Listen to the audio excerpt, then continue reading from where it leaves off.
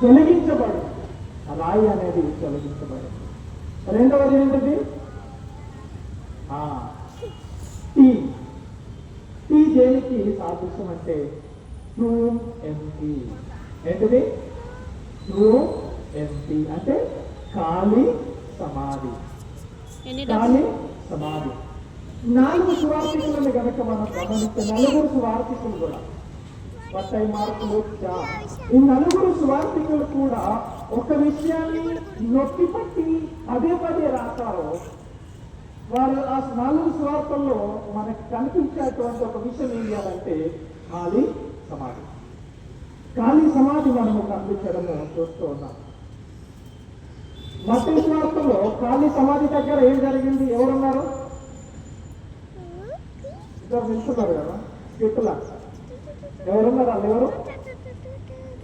ఎవరు వాళ్ళు? సైనికులు, కాపలదారులు ఉన్నారు. మత్తయి సువార్తలో 2 సైనికులు కాపలా కాస్తూ ఉన్నారు. కాపలదారులు ఉన్నా కూడా ఆ సమాధి అనేది ఖాళీగా ఉంది.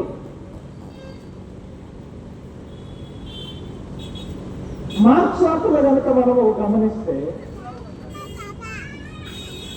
అక్కడికి వెళ్ళినటువంటి వారు భయపడుతూ ఉన్నారు. ఆ భయపడుతున్నప్పటికీ కూడా ఖాళీ సమాధిని చూసి వారు భయపడుతూ ఉంటారు. అదేవిధంగా లూకా సువార్తలో ఖాళీగానే ఉంది సమాధి, కానీ అక్కడ ఆ ఖాళీ సమాధిని అర్థం చేసుకోలేనటువంటి శిష్యులు ఉన్నారు. ఖాళీ సమాధిని దాని యొక్క అర్థాన్ని చేసుకోలేనటువంటి శిష్యులు ఉన్నారు. యోహాను సువార్త చాలా ప్రత్యేకమైనది. యోహాను సువార్త ఏం జరిగింది? యోహాను సువార్తలో చెప్పండి. స్కిట్లో చూస్తున్నారు, నేనే మాట్లాడతాను.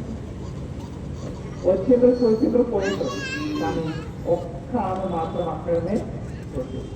ఎవరామె? మగ్దలేనే అదే. అక్కడ కూర్చొని ఏం చేస్తుంది? ఏడుస్తూ. ఖాళీ సమాధి దాన్ని చూసి పట్టనట్లుగా అర్థం చేసుకోలేనటువంటి యేసుక్రీస్తు ప్రభువుల వారు తన పునరుత్థానాన్ని గురించి చెప్పిన అర్థం చేసుకోలేనటువంటి శిష్యులు అక్కడ ఉన్నట్లుగా మనం చూస్తాం. ఈమె కూడా అక్కడనే ఉంది. తను ఒక పని చేసింది ఏంటి అని అంటే, ఆమె she wants to experience the power of resurrection. ఆమె అక్కడే కూర్చొని మగ్దలేని మరియ ఏడుస్తూ ఉంది.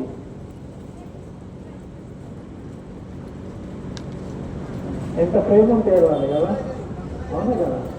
పుట్టే కన్నీళ్ళు వస్తాయి మనకి, నాకైతే రావు, నీకు వస్తాయి వచ్చా.